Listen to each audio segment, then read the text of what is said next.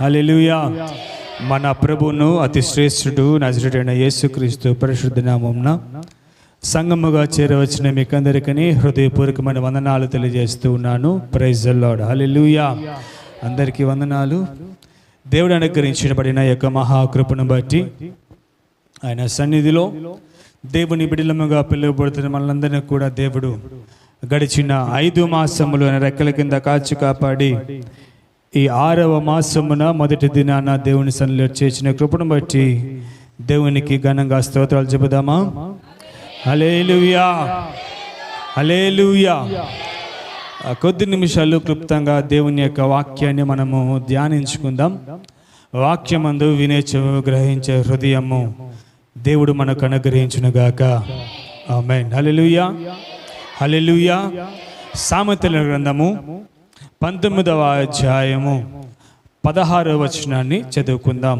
Proverbs chapter 16th words. సామెతల గ్రంథము 19వ అధ్యాయము 16వ వచనాన్ని చదువుకుందాం. ఆజ్ఞను గైకొనువాడు తన్ను కాపాడుకొనువాడు, తన ప్రవర్తన విషయమై అజాగ్రత్తగా నుండువాడు చచ్చును. చదవబడిన వాక్యంను దేవుడు మన వెనుకల్లో దీవించునుగాక. ఆమేన్. ఆమేనేనా? హల్లెలూయా. ఆమేనేనా? వాక్యం చదివారా? వాక్యం చదివారా? హల్లెలూయా. మరొకసారి చదువుతామా? ఆజ్ఞను చదవండి మరొకసారి. ఆజ్ఞను గైకొనువాడు తన్ను కాపాడుకొనువాడు, ఫస్ట్ పాయింట్. తర్వాత చూస్తే తన ప్రవర్తన విషయమై అజాగ్రత్తగా నుండువాడు. ఇప్పుడు చెప్పండి మరి. ఆమెనండి, ఇప్పుడు అనండి. ఆమేన్. హల్లెలూయా. ఏ భయం వేస్తుందా మా ప్రవర్తన ఎలా ఉందని? హల్లెలూయా, హల్లెలూయా. ఈ దినము దేవుని యొక్క వాక్యాన్ని మనము ధ్యానించుకోబోతూ ఉన్నాం. ఆజ్ఞను గైకొనేవాడు ఎలా ఉంటాడంటే తన్ను తాను కాపాడుకునేవాడిగా ఉంటాడు. హల్లెలూయా. అటువలే కాక ప్రవర్తన విషయమై ఎవరైతే అజాగ్రత్తగా ఉంటారో ఏమవుతారు? ఏమవుతారు? అయ్యయ్యో, చెప్పాలని ఇష్టం లేదా మీకు ఎవరికి? తన ప్రవర్తన విషయమై అజాగ్రత్తగా నుండువాడు చచ్చును అంటుంది పరిశుద్ధ గ్రంథంలో లేఖన భాగములు. హల్లెలూయా. ఒక వ్యక్తి మంచివాడని ఎవరినంటాం? ఒక వ్యక్తి చెడ్డవాడిని ఎవరినంటాం? ఏది చూసి వారిని మంచివాడిగా, ఏది చూసి వారిని చెడ్డవాడిగా తీర్చిదిద్దుతామో చెప్తారా? హల్లెలూయా. ఏ మీరు ఎవరు ఎప్పుడు చెప్పలేదా? ఇష్టం లేదా ఒకరు మంచివారిని చెప్పడం మనకి? ఎందుకంటే మనం మంచిగా లేవేమనేమో. ఎవరైతే ఈ లోకానుసారంగానే తినేమి మంచి లక్షణాలు కలిగి ఉంటారో, ఏ చెడు అలవాట్లు అనగా చెడు ప్రవర్తన లేకుండా ఉంటారో వారిని మంచివారు అంటాం. చెడు ప్రవర్తన కలిగి వారిని చెడ్డవారని పిలుస్తూ ఉంటాం కదా. అట్టి ప్రవర్తనను ఎవరైతే అజాగ్రత్తగా చూచుకుంటారో వారు ఏమవుతారంట? చచ్చిపోతారు. మనం మాట్లాడుకున్న మాటలు కాదు. హల్లెలూయా. కనుక మనం ఎలా ఉండాలి? ఆపోజిట్గా మాట్లాడుకుంటే చూడండి, తన ప్రవర్తన విషయమై జాగ్రత్తగా ఉండువాడు ఏమవుతాడు? మరి అజాగ్రత్తగా ఉన్నవాడు చచ్చును అని రాసింది ఇక్కడ. మరి జాగ్రత్తగా ఉండువాడు బ్రతుకుతాడు. అది కూడా ఇష్టం లేదా మీ నోటి నుంచి చెప్పడం? హల్లెలూయా, హల్లెలూయా. ప్రవర్తన విషయమై అజాగ్రత్తగా ఉండువాడు చనిపోతాడంట. మరి ఆపోజిట్గా మాట్లాడుకుంటే జాగ్రత్తగా ఉండువాడు ఏమవుతాడు? బ్రతుకుతాడు. హల్లెలూయా. మరి నేడు మన ప్రవర్తన ఎలా ఉండాలి? ఎలా ఉండాలి? అజాగ్రత్తగా ఉంటే ఏమైపోతావు? జాగ్రత్తగా ఉంటే నువ్వు ఏమవుతావు? ఆ జాగ్రత్తగా ఉండాలంటే ఏం చేయాలి తెలుసా? పైన వాక్యం ఏం చెప్తుంది? ఆయన ఆజ్ఞను గాయకొనువాడు తన్ను తాను కాపాడుకునేవాడిగా ఉంటాడు. మరి ఎవరైతే ఆయన ఆజ్ఞను గైకొంటాడో తన్ను కాపాడుకుంటున్నాడంటే అర్థం ఏంటి? ఇంకా ఆజ్ఞలను గైకొన్నవాడు అవుతాడా? ఆయనకి మంచి ప్రవర్తన గలవాడు అవుతాడా? ప్రవర్తన జాగ్రత్త కలిగినవాడు అవుతాడా? హల్లెలూయా. జాగ్రత్తగా ఉండు వాడేమవుతాడు? బ్రతుకుతాడు. ఈరోజు యేసుక్రీస్తు ప్రభువు వారి లోకానికి వచ్చి కూడా మనకి ఎన్నో జాగ్రత్తలు నేర్పించాడు కదా. ఏం చెప్పాడు ఆయన ఏం నేర్పించాడు మనకి? ఎలా మంచిగా నడుచుకోవాలని, ఎలా మనం జాగ్రత్తగా ఉండాలా, ఎక్కడ మన ప్రవర్తన జాగ్రత్తగా ఉంచుకోవాలి, ఎలా ఈ లోకంలో జీవించాలి, లోకంలో ఎదురే శ్రమలు ఎలా ఉంటాయని ఒక మాదిరిగా ఆయన నేర్పించి వెళ్ళాడు కదా. హల్లెలూయా. ఈ పరిశుద్ధ గ్రంథం మనకి ఏం నేర్పిస్తున్నది? పరిశుద్ధ గ్రంథం మనకి ఏం నేర్పిస్తున్నది? మంచిని నేర్పిస్తుందా, చెడుని నేర్పిస్తుందా? మంచిని నేర్పిస్తుంది. చెడు ఇలాగా ఉంటుంది, వాటి నుంచి నీవు జాగ్రత్తగా ఉండమంటుంది. హల్లెలూయా, హల్లెలూయా. అట్టి జాగ్రత్త విషయాలలో మన ప్రవర్తన ఎలా ఉండాలి మరి? మన ప్రవర్తన ఎలా ఉండాలి మరి? జాగ్రత్తగా ఉండాలి. ప్రవర్తన విషయమై జాగ్రత్తగా ఉండమన్నాడు. మొట్టమొదటిగా కొన్ని జాగ్రత్తల గురించి మనం మాట్లాడుకుంటే, ఎంతమందికి జాగ్రత్త అంటే ఇష్టం చెప్పండి? ఎంతమందికి జాగ్రత్త ఉంది చెప్పండి ఇప్పుడు మీరు? అసలు జాగ్రత్త అంటే ఏంటి? జాగ్రత్త అంటే జాగ్రత్త, అంతేనా? జాగ్రత్త కలిగి ఎంతమంది మనం ఉంటున్నాం? ఎంతమందికి జాగ్రత్త ఉంది చెప్పండి? కొందరు అంటారు, ఎట్టయినా పోనీ ఎందుకు మాకు ఎదురుగా ఉన్నారుగా మా వాళ్ళు, ఏ జాగ్రత్తలే, పిల్లలు ఏడుంటారో, తల్లులు ఏడుంటారో, తండ్రులు ఏడుంటారో మేము చూస్తూ ఉంటాం. మరి ఎంతమందికి జాగ్రత్త ఉంది? తల్లిదండ్రులుగా మన పిల్లలు జాగ్రత్తగా ఉండాలని కోరుకుంటామా లేదా? హల్లెలూయా. ఒకవేళ వాడు చెడు పని చేస్తున్నటువంటి శిక్షిస్తామా లేదా? కొంతమంది తల్లిదండ్రులకు అది ఇష్టం ఉండదు. చెడు పని చేస్తుంటే వాడు ఇంకా దాంట్లో స్ట్రెంత్ అవ్వాలా. నాకు ఇప్పుడు ఎవరు గుర్తొస్తారు, ఆ మాటను కూడా ఎవరు గుర్తొస్తారు. అట్లున్నారు తల్లిదండ్రులు. ఆ ఫ్యామిలీ నాకు గుర్తొచ్చేస్తుంది వెంటనే. బిడ్డ తప్పు చేస్తున్నాడు, పెద్దలకు లొంగకుంటున్నాడు, లోకానుసారంగా ఉన్నాడు అంటే ఏం చేయాలి? తల్లిదండ్రులు శిక్షించాలి, మందలించాలి, జాగ్రత్తగా ఉంచుకోవాలి. అటు కాదు కానీ తల్లిదండ్రులు నేర్పుతున్నారు మా ప్రవర్తన ఇంతే, మేము ఇంతే అని చెప్పే వాళ్ళు ఉన్నారండి. ఏంటి? మా ప్రవర్తన ఇంతే, మేము ఇంతే, ఇష్టమైతారా కష్టమైతే పోతుండు, అంతే. అలా జీవించేవారు లేరా ఈ లోకంలో? కానీ క్రీస్తు యేసు ప్రభు నేర్పిస్తున్నాడు మనకి ఏమిటి అంటే, ఏం నేర్పిస్తున్నాడు? జాగ్రత్తగా ఉండడం అని నేర్పిస్తూ ఉన్నాడు. హల్లెలూయా, హల్లెలూయా. ఈ రోజు నీలో అజాగ్రత్త ఉంటే నీవు చచ్చిన వాడు అవుతావు. అలానే చచ్చిపోతావని కాదు, క్రీస్తు యొక్క ఆత్మలను చచ్చిన వాడు అవుతావు. హల్లెలూయా, హల్లెలూయా, హల్లెలూయా. దేవుని బిడ్డలమే మంచి పేర్లు పెట్టుకున్నాం. మరియమ్మ, సువార్తమ్మ, ఆ అమ్మ, ఈ అమ్మ పేరు పెట్టుకున్నారు, మంచిదే. మనం ఆ యాకోబు, ఇజ్రాయేల్ ఆ పేర్లు పెట్టుకున్నా మంచిదే. కానీ మనలో ఏది జాగ్రత్తగా ఉండాలా? జాగ్రత్త కలిగిన ప్రవర్తన ఎప్పుడైతే మనం జాగ్రత్తగా ఉంచుకుంటామో అప్పుడు క్రీస్తు ఎడల మనం బ్రతికిన వారం అవుతాం. ఆమేన్, హల్లెలూయా. అప్పుడు నీకు నువ్వు ఏ శ్రమ వచ్చినప్పటికీ కూడా తన్ను తాను కాపాడుకుని వాడుగా ఉంటాడు. అటుబలే లేక లోకానుసారంగా ఉండి నామకార్థంగా జీవిస్తూ ఉంటే ఆ జాగ్రత్తలోనే పోతావు నువ్వు కూడా. హల్లెలూయా. ఎందుకంటే లోకానుసారంగా జీవించే వాళ్ళకి జాగ్రత్త అవసరం లే. హల్లెలూయా. రాత్రికాల సమయంలో ఒక సభకి వెళ్ళాము, నేను పాస్టర్ గారు. ఆ సభకి వెళ్ళి వచ్చి మార్గంలో వాక్యాన్ని బోధించుకుంటూ వస్తూ ఉంటే నేనన్నాను, డాడీ ఈ రోజులు ఎంతమంది విశ్వాసులు చూస్తూ ఉన్నాం. ఆ విశ్వాసులు ఎలా ఉంటున్నారంటే, దేవుని ఎరిగిన వారు మనం ఎలా ఉంటున్నామంటే దేవుని ఎడల భయము లేక జీవిస్తున్నాం. ఎలా జీవిస్తున్నాం? నేను ఒప్పుకుంటా, కొన్ని విషయాలు మాకు దేవుడు ఉన్నారులే, క్షమించేసే దేవుడు కదా, ఆయన క్షమించే దేవుడు కదా అని మనం దేవునికి భయపడక జీవిస్తున్నాం. డాడీ అలా ఉంటున్నారు చాలా మంది అని మాట్లాడతా. నిజమే అన్నాడు. నేను మళ్ళీ అన్నా ఇంకో మాట, అలా ఎందుకు ఉంటున్నారంటే వాళ్ళు ఎదురుగా ఉంటారు కదా మనకి. ఎవరుంటారు మనకి ఎదురుగా? క్రీస్తుని ఎరిగిన వారే ఉంటారు మన చుట్టుపక్కల. ఎరగని వాళ్ళు ఉన్నారు కదా, వారి జీవితం చూడండి, చాలా సంతోషంగా ఉంటారు వాళ్ళు కదా. అవునా? మనలాంటి శ్రమలు వాళ్ళకు ఉన్నాయా? మనలాంటి బాధలు వాళ్ళకు ఉన్నాయా? అదే మనకు మైనస్. హల్లెలూయా. అవి చూసి దేవుని ఎరగని వారు సంతోషంగా ఉన్నారు కదా, మరి నేనెందుకు ఉన్నాను, అట్టే నేను జీవిస్తే నేను బాగుంటాను కదా అని నువ్వు బాగుంటావు. మరి ఎప్పటిదాకా బాగుంటావు అట్లా? నా క్వశ్చన్ ఇది. బాగున్నారు వాళ్ళు కూడా. వాళ్ళు ఎందుకు అలా ఉన్నారో తెలుసా? క్రీస్తును నిజమైన దేవునిని ఎరుగక లోకానుసారంగా జీవిస్తున్నారు. వారికి శిక్ష వారికి ఉంటుంది. ఒకవేళ తెలియక జీవిస్తూ ఉంటే త్వరలో వారికి రక్షణ ఉంటుంది. మరి క్రీస్తు యేసు నిన్ను సృష్టించాడు, నిజమైన దేవుడు ఆయన. నువ్వు బాప్తిజం పొంది ఆయన పేరు పెట్టుకుని లోకానుసారంగా నీతిమంతుడు ఎవరు, లోక రక్షకుడు ఎవరు, నిజమైన దేవుడు ఎవరని నువ్వు ఎరుగు కూడా అలా చేస్తే, ఇప్పుడు ఎరుగుకుండా అలా చేస్తున్నారు, దేవుడు వాడిని క్షమిస్తాడు. మరి క్రీస్తుని ఎరిగి కూడా నువ్వు తప్పులు చేస్తుంటే అప్పుడు వారిలాగా దేవుడు నిన్ను క్షమిస్తాడా? చెప్పండి. సువార్త నీకు అందింది, వార్తను నమ్ముకున్నావు, రక్షణ కలిగి నీ కుటుంబంగా ఉంది, నీ కుటుంబం అంతా రక్షణలో ఉంది. క్రీస్తుని ఎరిగిన వారికి అధికమైన శ్రమని పరిశుద్ధ గ్రంథం లేఖన భాగాలు సెలవిస్తున్నాయి. అట్టి శ్రమలో పాల్గొన్న వారికి మెండైన ఆశీర్వాదం ఇస్తాడు కదా ఆఖరిగా ఆయన.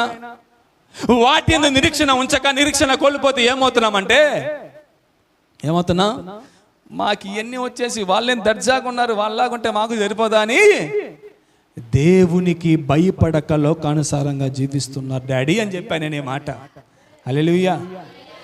దేవుని భయం ఉంటే నీ కుటుంబం జాగ్రత్తగా ఉంటుంది, నీ ప్రవర్తన జాగ్రత్తగా ఉంటుంది, నీ కుటుంబంలో సమస్యలన్నీ కూడా జాగ్రత్తగా నడుస్తుంటాయి. మరి దేవునికి భయపడక ప్రవర్తన అజాగ్రత్తగా ఉంటే ఏమైపోతామని చెప్తుంది వాక్యం. చనిపోతాం. నానొచ్చిన బతికుంటాను కానీ క్రీస్తులో నువ్వు మృతుడవే. నేను చెప్తున్నానా? ఎక్కడుంది వాక్యం అది? హల్లెలూయా, హల్లెలూయా. నువ్వు ఎన్ని కార్యాలు చేసినా, ఎన్ని గొప్ప పనులు చేసినా, క్రీస్తుని నువ్వు నిజమైన విశ్వాసిగా లేకపోతే నువ్వు క్రీస్తులో మృతుడవే. హల్లెలూయా, హల్లెలూయా. కనుక మన ప్రవర్తన విషయమందు మనం ఎలా ఉండాలా? జాగ్రత్తగా జీవించాలి. ఆమేన్. హల్లెలూయా, హల్లెలూయా. ఆ ప్రవర్తన విషయంలో మట్టిగా కాదు కానీ మార్కు సువార్త 4వ అధ్యాయం 24వ వచనం చూస్తే ఇక్కడ దేవుడు జాగ్రత్తల గురించి మనకు నేర్పిస్తున్నాడు. మార్కు సువార్త 4వ అధ్యాయము 24వ వచనం.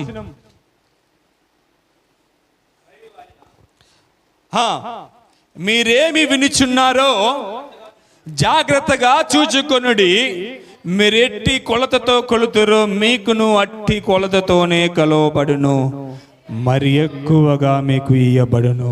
హల్లెలూయా, హల్లెలూయా. వేటిలో జాగ్రత్త అంట, వేటిలో జాగ్రత్త అంట. వాక్యం ఆలకించట్లే. వాక్యం టైంకి అపవాది చోటిచ్చేస్తాం. ఎవరితో మాట్లాడదాం, ఎవరిని గెలుక్కుందాం అన్నట్టుంటుంది మన మైండ్లో వాక్య సమయంలో. పాటలు పాడు చక్కగా ఆరాధిస్తావు, అబ్బా అన్నో చేస్తావు. మరి ఈ టైంకి ఏమొస్తుంది మీకు? అపవాది ఇప్పుడే మనం లాగేది. హల్లెలూయా, హల్లెలూయా. ఆసక్తి యందు మనం ఎలా ఉండాలా? ఆసక్తి యందు మాంద్యులు కాక, అనగా నిద్రమత్తులు కాక, మత్తు కలిగిన వారి వలె కాక జాగ్రత్త కలిగిన వాక్యం కూడా చెప్తుంది. ఆమేన్. హల్లెలూయా, హల్లెలూయా. నీవు దేవుని స్తుతిస్తే నీ స్తుతి నీ స్థితిని మారుస్తుంది. హల్లెలూయా, హల్లెలూయా. అలా దేవుని స్తుతించక నీవు ఏదో చేస్తూ ఉంటే నీ స్థితి ఆ స్థితిగానే ఉంటది. హల్లెలూయా. దుస్థితిగానే ఉంటది. నీవు స్తుతించే వాడిగా ఉంటే నీ స్థితి దేవుని ఎడల నీ స్థితిని మారుస్తుంది. ప్రియమైన దేవుని బిడ్డలారా, ఇక్కడ దేవుని యొక్క వాక్యం చెప్తుంది. వేటి జాగ్రత్త ఉండాలంటే 24వ వచనంలో, మీరు ఏమి వినుచున్నారో వాటిని మీరు జాగ్రత్తగా ఏం చేయాలంట? ఏం చేయాలా చెప్పరండి.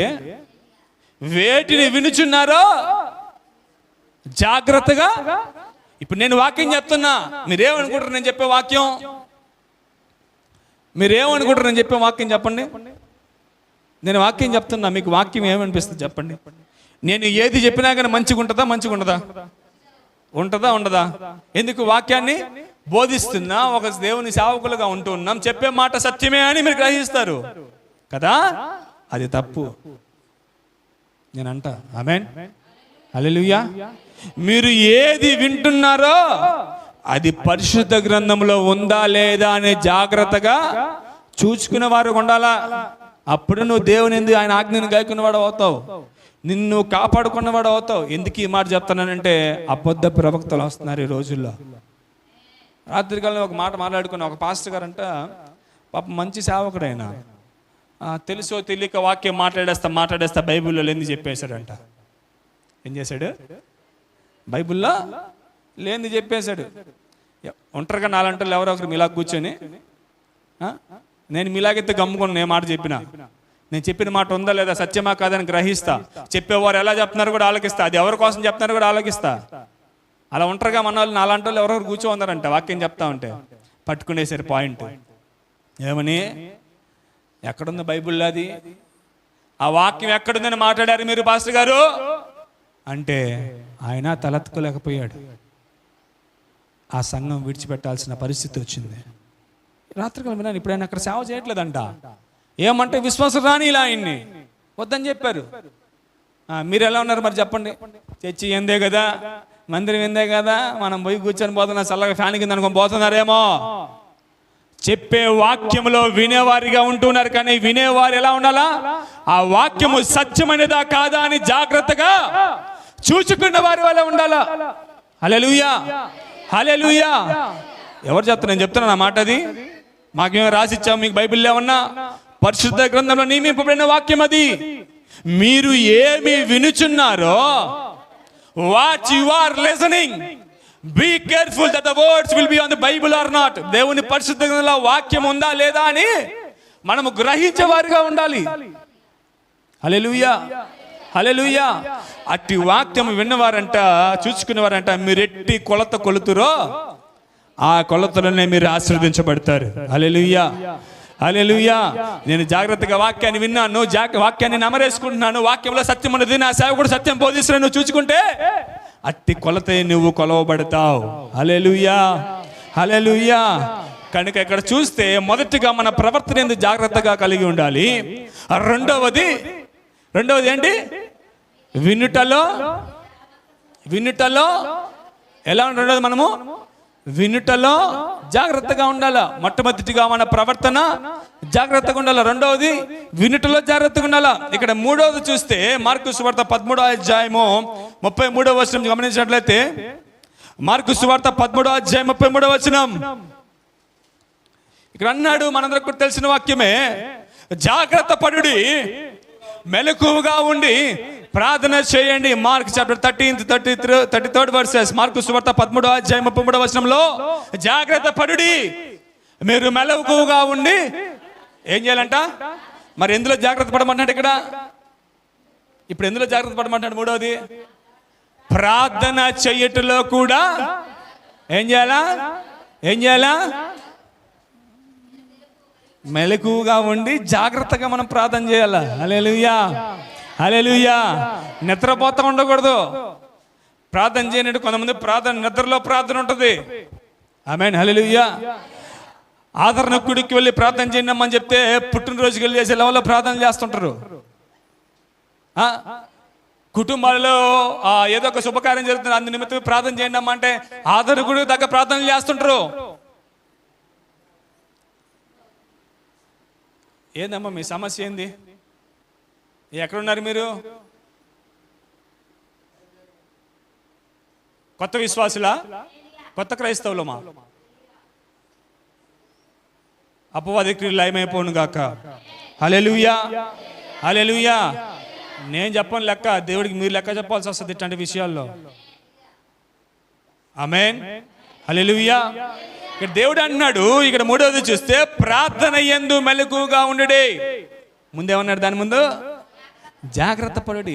ప్రార్థనలో కూడా మనం జాగ్రత్త కలిగి ఉండాలి. ఎందుకంటే ఆ కాలము ఎప్పుడు వచ్చునో మీకు తెలియదు. Hallelujah. We don't know when the time will come. ఆ సమయం ఎప్పుడు వస్తుందో మనకు తెలియదు. కనుక మనము జాగ్రత్తగా ఉండి మెలకువగా ఉండి ప్రార్థన చేయాలా. మరి ఏం చేస్తాం? నీ ప్రార్థన ఎలా ఉంది? కొంతమంది ఉంటాం, ప్రార్థన అనగానే కళ్ళు మూస్తారు, అప్పుడే నిద్ర వచ్చేస్తుంది వాళ్ళకి కదా. అవునా కదా? నేను చిన్నప్పుడు ప్రయత్నించేవాడిని, నిద్ర రాకపోతే ప్రార్థన చేస్తే నిద్ర వచ్చేది అనమాట మాకు. అది భలే ఎగ్జాంపుల్. మాకు నిద్ర రాకపోతే ప్రార్థన చేసేవాళ్ళం, మోకరించాలి, ప్రార్థన చేసే చాలు, మంచం మీద తల పెడితే చాలు, అప్పుడే నిద్ర వచ్చేది. చూడండి, అప్పుడు తెలియదుగా, అప్పుడు నిద్రపోయేవాళ్ళమే. అపవాది ఏం చేస్తుంది? కళ్ళు మూసిన వెంటనే నిద్ర వచ్చేస్తుంది. దేవుడి నామాన్ని స్తుతించలేం, ఏ ఆలోచనలు వచ్చేస్తాయి ఇంకా నిద్ర మైకంలో. కానీ దేవుడు అంటున్నాడు, జాగ్రత్త పడుడి, మెలకువగా ఉండి ప్రార్థన చేయడి. ఎందుకంటున్నానంటే నీ కాలం ఎప్పుడు వస్తుందో అయిపోతావేమో, ఇప్పుడు ఉంటావు, అక్కడ ఉండవేమో, అప్పుడు నీ పరిస్థితి ఏంటి? నేను అప్పుడు పోయా, నేను నీతిమంతుడిగా ఉండాలనుకున్నాను తండ్రి, తెలుసా తెలియక వచ్చేసాను, ఆయన నన్ను క్షమించిన ఆయన ఒక్కసారి కంటే అవుతుందా? హల్లెలూయా. అయ్యా నేను ఇప్పుడు నా వయసు పలానా సంవత్సరాలు, నేను 6 సంవత్సరాలు మారుతాం అనుకున్నా, ఇప్పుడే వచ్చేసాను, నన్ను ఎప్పుడే తీసుకున్నాను ఆయన, నన్ను క్షమించిన ఆయన. పాపం కొంతమంది సేవకులు, మీరు కాదు సేవకులు ఉన్నారు, ఆ ఉద్యోగాలు చేసినంత కాలం ఉద్యోగాలు చేశారు, 62 సంవత్సరాల దాకా ఉద్యోగం చేసి రిటైర్డ్ అయినాక నేను దేవుని సేవకులని చెప్పుకొని తిరిగి వాళ్ళు ఉన్నారండి. అది సేవ అంటావా? నేనైతే అడుగుతుందే మాట, అది సేవని అంటావా? నువ్వు క్రీస్తు విశ్వాసగా క్రీస్తు పెట్టుకున్నానంటే నువ్వు ఇప్పుడేం చేస్తున్నప్పుడు మేము పని చేస్తున్నాము ప్లస్ సేవ చేస్తున్నాం, చెయ్యి. అప్పుడు వాడబాడు. దేవుడు నడిపించిన 50-60 సంవత్సరాలు నువ్వు పని చేసుకుని వచ్చి ఇంకా దేవుడిని కోవాలి ఆయుష్ ఇచ్చాడు అనుకో, అప్పుడు నేను సేవకుడు అంటే ఎట్లా అవుతుంది అది? అప్పటిదాకా లోక క్రియలన్నీ చేసుకొని చెడు క్రియలన్నిటికీ బానిసలై ఇప్పుడు నేను సేవకుని అంటే, ఇప్పుడు నేను దేవుని బిడ్డనంటే ఎప్పుడు? మంచాన్ని పడినప్పుడు, దేవుడు మన అలా ఒక చెంపతో ఒక చెంప మీద కొట్టినప్పుడు కదా, అన్నీ ఉంటే దేవుడు గుర్తురాడు కదా, అన్నీ ఉంటే గుర్తొస్తాడు దేవుడు, గుర్తురాడు. అలా ఒక దెబ్బ ఆడినట్టంటే అప్పుడు మళ్ళీ దేవుడు నువ్వు ఉన్నావా? నేను ఉన్నా, రైట్, వస్తాను ఈరోజు మందిరానికి. మళ్ళీ ఎప్పుడు దాకా ఇది? మళ్ళీ ఎప్పుడు దాకా వచ్చే వాళ్ళు కొంటాం? కొద్ది కాలం వచ్చేసి మళ్ళీ అన్ని సెట్ చేస్తాడు దేవుడు. నా బిడ్డ కదా పాపం నమ్మేసి అన్ని సెట్ చేస్తే మళ్ళీ రిపీట్. ఎప్పటిదాకా ఆ ప్రయత్నం? ఎప్పటిదాకా అంటే జీవితము? ఒకవేళ నీ కాలం అప్పుడే వస్తే నువ్వు దేవుని ఎక్కడ ఉంటావు? ఆయన కుడి పార్శ్వన కూర్చుంటావా? ఎట్లా బతుకుతాను? హల్లెలూయా. ఈ రీతిగా జీవిస్తే ఆయన బిడ్డగా పిలువబడతావు నువ్వు పరలోక రాజ్యంలో. దేవుడు అన్నాడు, మెలకువగా ఉండి ప్రార్థన చేయుడి. ప్రార్థన చేయటం జాగ్రత్త కలిగి ఉండాలంట. హల్లెలూయా. ప్రార్థన చేయటంలో చాలా జాగ్రత్త అవసరం. సావుకులను క్లుప్తంగా చెప్తాం, ఇంకా తీసేస్తారు, డిక్షనరీ తీస్తారు బయటికి, అట్ట ఇట్టని మొత్తం లేని అన్ని తీసుకొచ్చి ప్రార్థన చేస్తారు. సంఘం కోసం ప్రార్థన చేయండి అమ్మ అని చెప్తే కుటుంబం కోసం చేస్తారు. అయ్యా నా కుటుంబం నా బిడ్డలు, అదే ప్రార్థన. సంఘం అవసరం ఇంకా మనకి. హల్లెలూయా. కానీ దేవుడు నేర్పుతూ ఉన్నాడు, ప్రార్థన యందు కూడా జాగ్రత్త కలిగిన వారిగా ఉండాలి. హల్లెలూయా. హల్లెలూయా. నాకు అసలు ఎందుకు ఈ అంశం గుర్తొచ్చిందంటే మీకు ఒక మాట చెప్పాలని ఆశపడుతున్నా. ఇందాక పాస్టర్ గారు సాక్ష్యం చెప్పిన రీతిగా మేము వెళ్ళాం, మర్లుపల్లికి వెళ్ళాము, రిటర్న్ అయ్యాం. సమయం అక్కడ సుమారు 12:30 అయిపోయింది. మేము బయలుదేరాం, ఓపికలు అయిపోయాయి. బండి నేనే తోలాలా, నాతో పాటు నేను, జెసికా, వెనకాల పెద్ద పాస్టరమ్మ, తల్లిగారు, మా చెల్లెలు, పాప కూర్చొని. వాళ్ళకైతే ఓపికలు అయిపోయాయి. కొద్దిసేపు మాట్లాడి నిద్రపడడానికి ప్రయత్నిస్తున్నారు. నాకేమవుతుందంటే వాళ్ళు మాట్లాడుకున్నారు వెనకలు కూర్చొని, నాకైతే నిద్ర స్టార్ట్ అయిపోయింది. కొంత సగం దూరం కూడా రాలా, ఇంకా కొంచెం వచ్చేసా, కళ్ళు మూతలు పడిపోతున్నాయి. అంతా హైవే, ఎక్కడ చూసినా 2-3 కుక్కలు చచ్చిపోయి ఉన్నాయి అప్పుడే హైవే మీద. జెసికా ఏమో, ఎందుకమ్మా నువ్వు మేలుకుంటున్నావు, మళ్ళీ హెల్త్ బాగుండదు, నిద్రపోనేనంటే, నేను మాట్లాడుతాను, నేను ఏదో ఒకటి మాట్లాడుతున్నాగా, నేను నిద్రపోనులే, అది ఇది మాట్లాడుతాను, ఏదో ఒకటి ఫోటోలు చూపి అవి చూపి అని మాట్లాడుకుంటా ఉన్నాం. కానీ నా ఓపిక అయిపోయింది. పామూరు దగ్గరికి వచ్చేసాం. ఆ పామూరు హైవే మీద బండి అయిపోయాను. నాకేం అర్థం కాలే అసలు. నేను చెప్పుకోవాలి, నాకు ఇలా ఉందని కూడా చెప్పలా. నిద్ర వస్తుంది మమ్మీ అని చెప్పా, అంతే. నా దేహం అయిపోతుంది చెప్పలే, నిద్ర వస్తుంది మమ్మీ అని చెప్పా. దిగా కొంచెం ఫ్రెష్ అయ్యా, ఫేస్ వాష్ చేసుకున్నా. మళ్ళీ 10 నిమిషాలు మళ్ళీ బండి తీసా. ఎప్పుడెప్పుడు అనాసారం వస్తుందా, నా గమ్యం ఏందని బండి తోలుతా ఉన్నా. మళ్ళీ ఏమోనైతే ఒక్కసారి అమ్మో నా కారులో, నా బెడ్లో నేను, నా తల్లిదండ్రులు అందరం ఉన్నా, అమ్మో ఏమో మళ్ళీ అలెక్ట్ అయిపోతా. మళ్ళీ తోలుతున్నా. దుత్తులు వచ్చాం. దుత్తుల దగ్గర ఎప్పుడు నాకు టీ తాగే అలవాటు లేదు. ఆ టీ తాగితే నిద్ర రాదని చాలా మంది చెప్తుంటే విన్నా, ఒకసారి ప్రయత్నిద్దామని తాగా. అట్టని నిద్ర మానుకునిందే, అయినా వస్తూనే ఉంది నిద్ర. ఎందుకు ఈ మాట చెప్తాను, ఎలా వచ్చానో తెలియదు కానీ 4 గంటలకేం వచ్చాము. బండి అట్టే కారు గేట్కి అడ్డం పెట్టేసి లోపలికి వెళ్ళిపోయా. వేసుకున్న డ్రెస్ ఎట్టే ఉంది, ఆ పరుసులు, కచ్చీపులు, జేబులు ఉండే పదార్థాలు ఎట్టే ఉన్నాయి, చేతికి వాచ్ ఎట్టే ఉంది. నిద్ర బిలేస్తే పొద్దున్న 8 గంటలు లేసా. ఎందుకు ఈ మాట చెప్తున్నానంటే నాకు అక్కడ గుర్తొచ్చింది జాగ్రత్త అనే అంశం. హల్లెలూయా. హల్లెలూయా. ఈ జాగ్రత్త అనే అంశం నాకు అక్కడ గుర్తొచ్చింది. నేను గడిచిన వారంలో అక్కడ బ్రాంచ్లో ఉన్నాను కదా, వాళ్ళతో కూడా ఇదే పంచుకున్నాను నేను. సో అన్ని జాగ్రత్తలు దేవుడు ఇక్కడ ఇస్తే మనకి భయం ఎందుకు మరి? హల్లెలూయా. ఒకవేళ మన ప్రవర్తన అక్కడ అజాగ్రత్త అయితే, ఉదాహరణ చెప్తున్నా, అక్కడ నా డ్రైవింగ్లోనే నా ప్రవర్తన అజాగ్రత్త అయితే, వాక్యం అక్కడ నెరవేరిపోద్దా లేదా? హల్లెలూయా. హల్లెలూయా. కనుక ప్రవర్తన యందు జాగ్రత్తగా ఉంటే బ్రతుకుతాం. ఆమేన్. హల్లెలూయా. కనుక దేవుడు ఇక్కడ నేర్పిస్తున్నాడు ప్రార్థన యందు జాగ్రత్తగా ఉండమని. ఆమేన్. హల్లెలూయా, హల్లెలూయా, హల్లెలూయా. మరి విశేషముగా ఇక్కడ జాగ్రత్తగా చెప్తున్నాడు. మత్తయి సువార్త 7వ అధ్యాయము 15వ వచనంలో, మాథ్యూ చాప్టర్ 7 15th verses, మత్తయి సువార్త 7వ అధ్యాయము 15వ వచనంలో ఎవరి గురించి? అబద్ధ ప్రవక్తలను గురించి.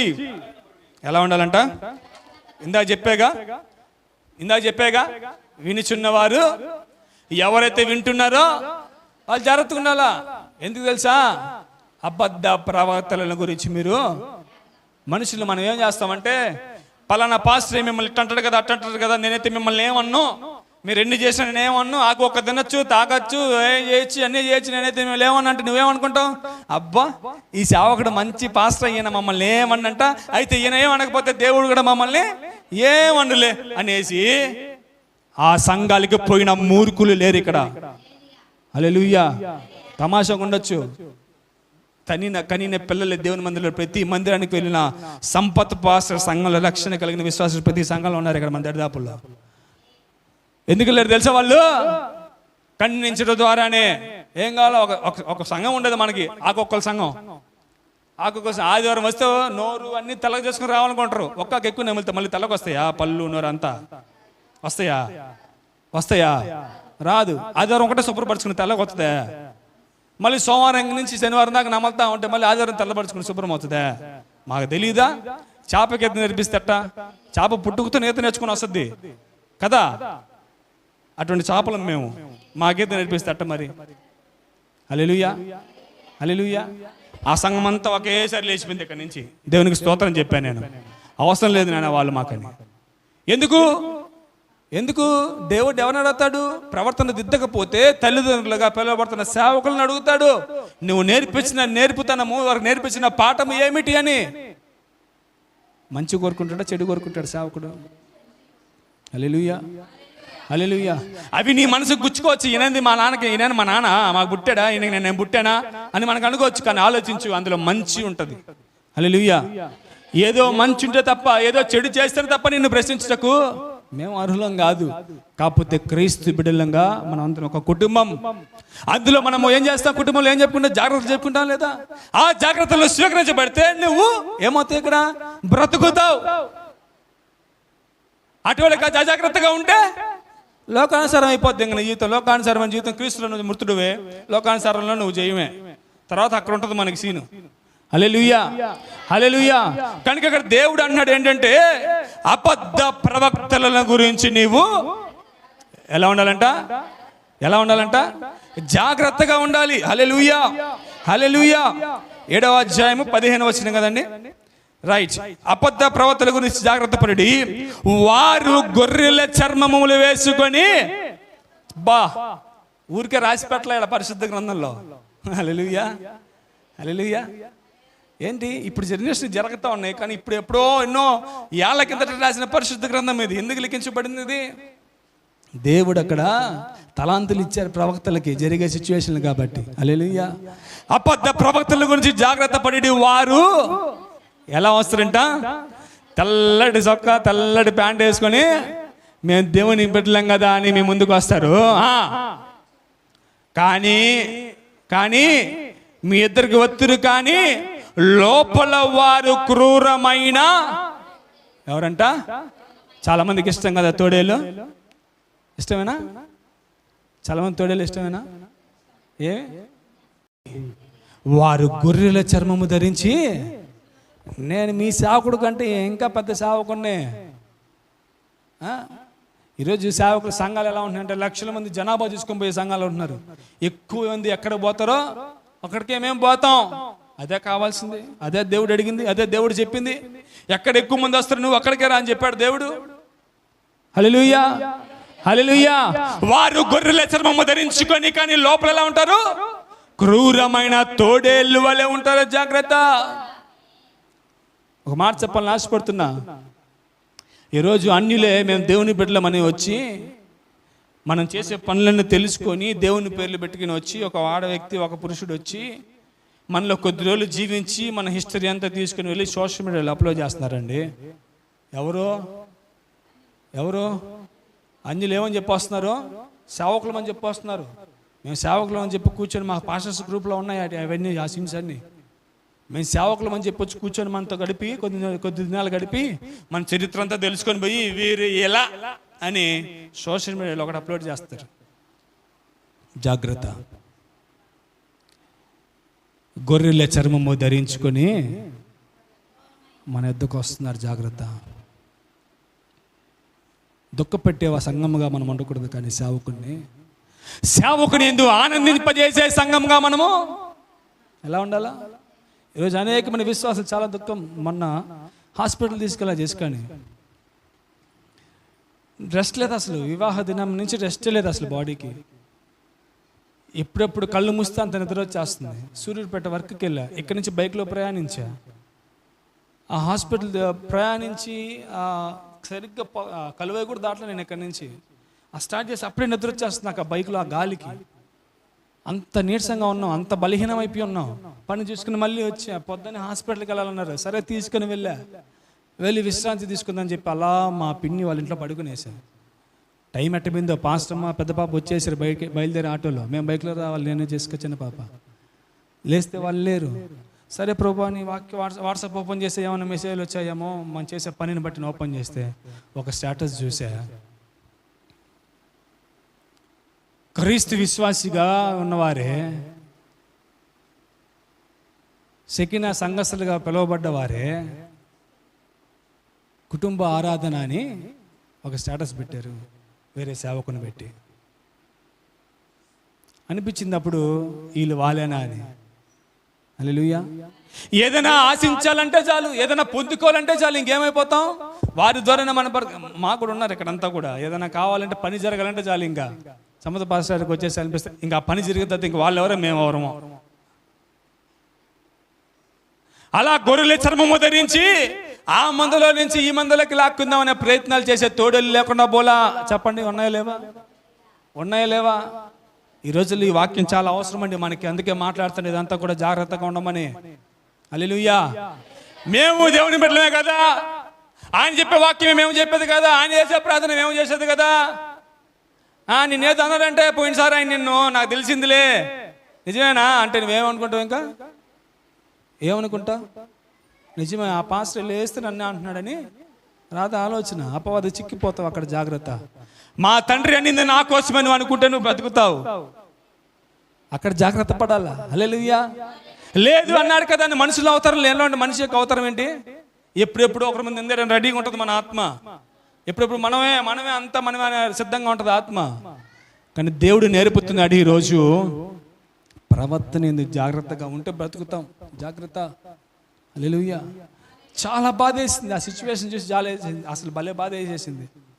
నా మైండ్ ఏం పని చేయాలి. అబ్బా ఏంది ప్రభా మంచి విశ్రాంతిని ఇచ్చావు అనుకుంటే మళ్ళీ దీంతో నన్ను మానసికంగా ఇబ్బంది పెడుతున్నావే అని ప్రార్థించినప్పుడు సావుకుంటూ పంచుకున్నా. ఏంది ఇలా అయింది? దేవుడే కొలత కొలుస్తాడు. ఏం చేస్తాం? మీరు ఒకవేళ పని మిమ్మల్ని ఏం చేస్తాం? మేము ఇంటికి వచ్చి ఏమను నీకు ఎవరు బాప్తీసం ఇచ్చింది, నీకు ఎవరు రక్షణ ఇచ్చింది, నువ్వు ఎవరి సంఘానికి వచ్చిన ఎక్కువసార్లు, నీ ఎవరికాడ ఎక్కువ కానుకలు ఇవ్వాలా, ఎవరి దగ్గర ప్రార్థన చేయించుకోవాలా అని ఎప్పుడైనా మీరు రాకపోతే మెల్లకొచ్చాం, ఖండించామా? ప్రేమతో పలకరించాం.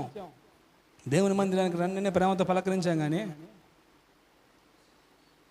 వెళ్ళలేదు కదా, మిమ్మల్ని పీక్కొని రాలేదు కదా, ఇక్కడికి చేతులు పెట్టుకొని రాలేదు కదా. హల్లెలూయా. హల్లెలూయా. కొన్ని సంఘాలు అలా ఉంటూ ఉన్నాయి. అబద్ధ ప్రవక్తల దగ్గర నుంచి మనము ఎలా ఉండాలా?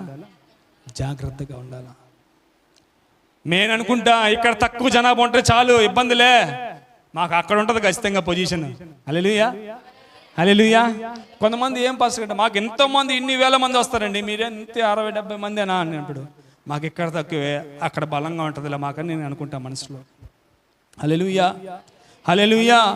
మరి విశేషంగా ఆఖరి ఒక మాటను చదివి ముగించుకుందాం. మత్తయి సువార్త 10వ అధ్యాయము 17వ వచనం. త్వరగా మత్తయి సువార్త 10వ అధ్యాయం 17వ వచనం. మనుష్యులను గూర్చి జాగ్రత్త పడుడి, వారు మిమ్మును మహాసభలకు అప్పగించి తమ సమాజ మందిరములలో మిమ్మును కొరడాలతో కొట్టిస్తారు.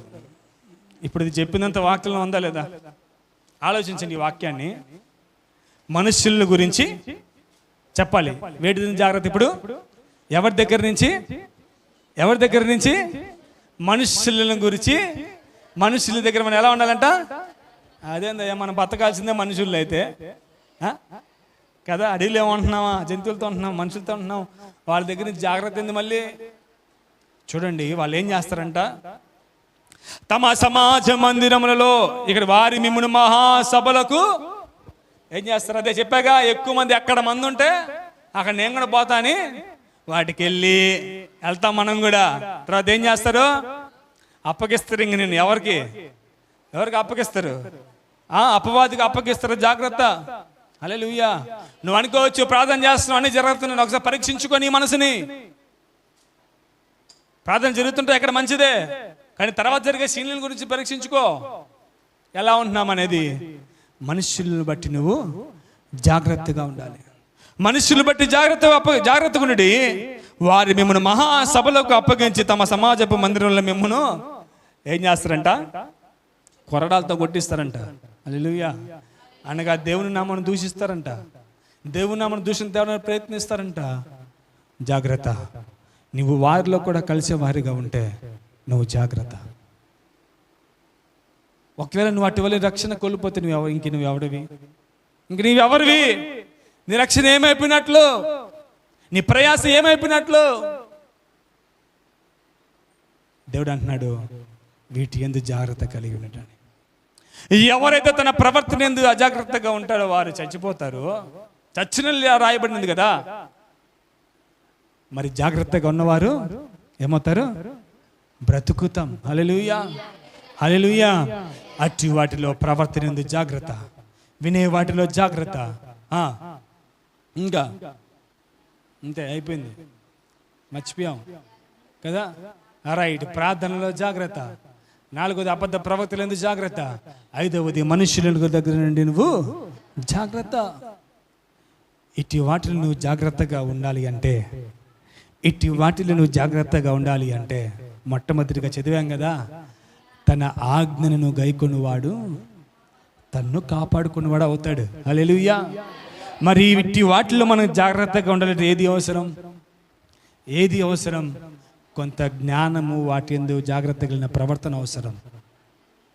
ఆ ప్రవర్తన మనకు కావాలి అంటే దేవుని యొక్క ఆజ్ఞలను గైకొని వారిగా ఉంటే ఆయన మనలను కాపాడుతాడు. హల్లెలూయా. దేవుడి యొక్క వాక్యము దీవించును గాక. ఆమేన్. మోకరించి ప్రార్థన చేసుకుందామా?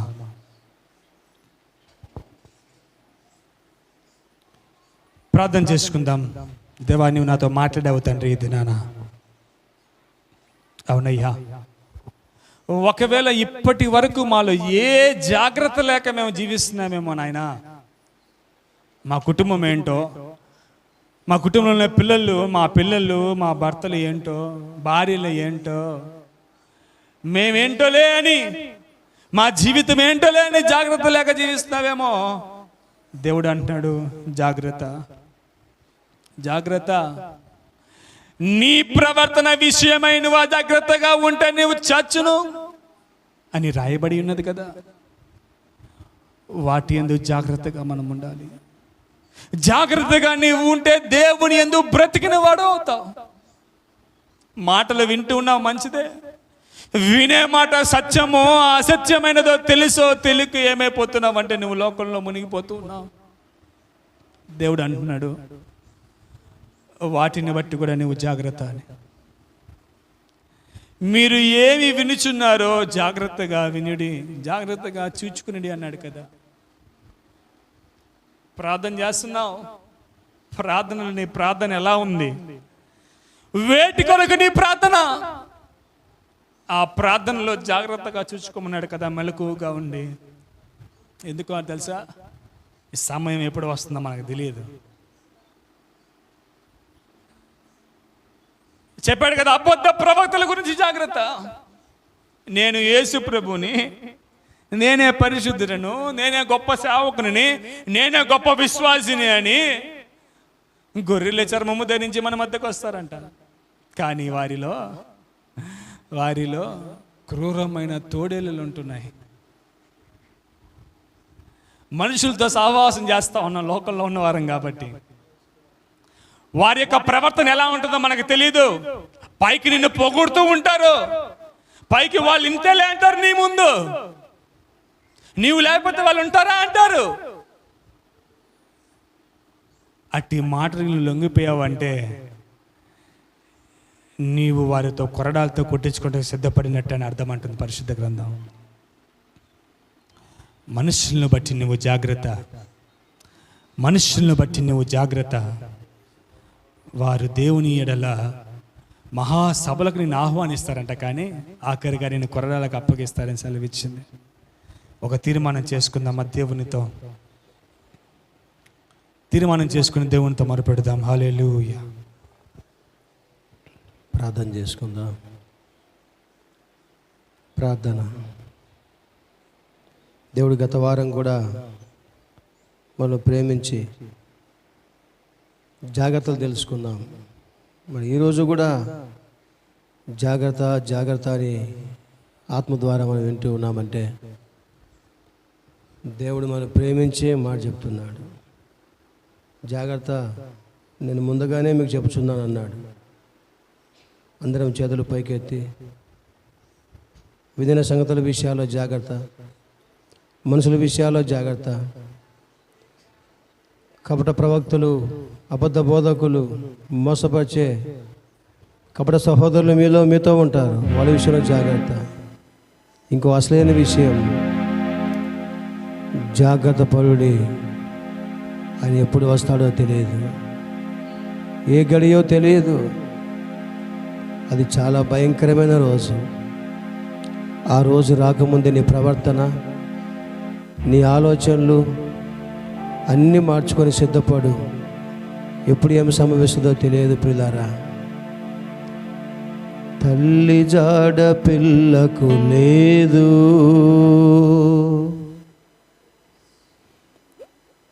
తల్లి జాడ పిల్లకు లేదు, తల్లి జాడ పిల్లకు లేదు, పిల్ల జాడ తల్లికి లేదు.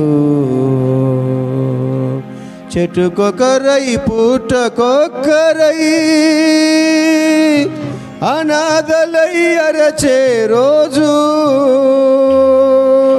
చెట్టుకొకరై పుట్టకొకరై అనాథలై అరచే రోజు. ఆ రోజు శ్రమ నుండి విడిపించే నాదుడు లేడు, ఆ రోజు శ్రమ నుండి విడిపించే నాదుడు లేడు. అదే అదే ఆ రోజు, యేసయ్యా ఉగ్రత రోజు, ఏడేళ్ళ శ్రమల రోజు, పాపులంతా ఏడ్చే రోజు. అదే అదే ఆ రోజు. ఆ రోజు విడవబడకుండా ఇప్పుడే సిద్ధపడు, ఇప్పుడే సిద్ధపడు, సిద్ధపరచుకోండి, జాగ్రత్త పడండి. చాలా భయంకరమైన దినం రాబోతుంది. వ్యభిచారులు ఏడ్చే రోజు, మోసగాన్లు మసలే రోజు, వ్యభిచారులు ఏడ్చే రోజు, మోసగాన్లు మసలే రోజు, దొంగలంతా దొర్లే రోజు, అబద్ధికులు అరచే రోజు, దొంగలంతా దొర్లే రోజు, అబద్ధికులు అరచే రోజు. ఆ రోజు శ్రమ నుండి తప్పించే నాదుడు లేడు. వేషమొద్దు భక్తిలో, ఇంకా వేషధారిగా ఉండొద్దు. మారు మనసులైన మంచి ఫలాలు ఫలించండి, లోకంలోంచి వేరే జీవించండి. దేవుడిని ప్రేమించి జాగ్రత్త పరుడి అని హెచ్చరిస్తున్న దేవుడు ఆయన. యేసయ్యా ఉగ్రత రోజు, ఏడేండ్ల శ్రమల రోజు పాపులంతా ఏడ్చే రోజు అదే ఆ రోజు యేసయ్య ఉగ్రత రోజు పాపులంతా ఏడ్చే రోజు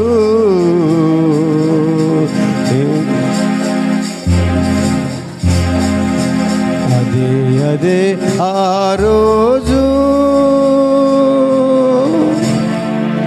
యోచించవా. సంఘంలో బైబిల్ ఉంటే సరిపోదు, ప్రార్థన చేస్తే సరిపోదు, బాప్తిజం తీసుకుంటే సరిపోదు, దేవుని ఆనికి వస్తేనే సరిపోదు. ఒకసారి నీ జీవిత దినాలు ఎలా గడుపుతున్నావు, నీ ఆలోచన నీ తలంపులు ఎలా ఉన్నాయి, ప్రభువుకు ప్రీతికరమైనది చేస్తున్నావా లేదో యోచించు. పుట్టకొక్కరై అనాథలై అరచే రోజు, చెట్టుకొకరై పుట్టకొక్కరై అనాథలై అరచే రోజు, ఆ రోజు శ్రమ నుండి తప్పించే నాదుడు లేడు. తప్పించేది ఇదే సమయం, ఇదే రక్షణ దినం, ఇదే నీకు అనుకూల సమయం. ఇది నీకు రేపు మంది కాదు, ఈ క్షణమే మంది, ఈ రోజే మంది, రేపు ఏం సంభవిస్తుందో తెలియదు కాబట్టి జాగ్రత్త బలి ప్రభు రాకడానికి సిద్ధపడదాం. ఉగ్రత రోజు ఏడేళ్ల శ్రమల రోజు యేసుగా ఏడ్చే రోజు అదే ఆ రోజు.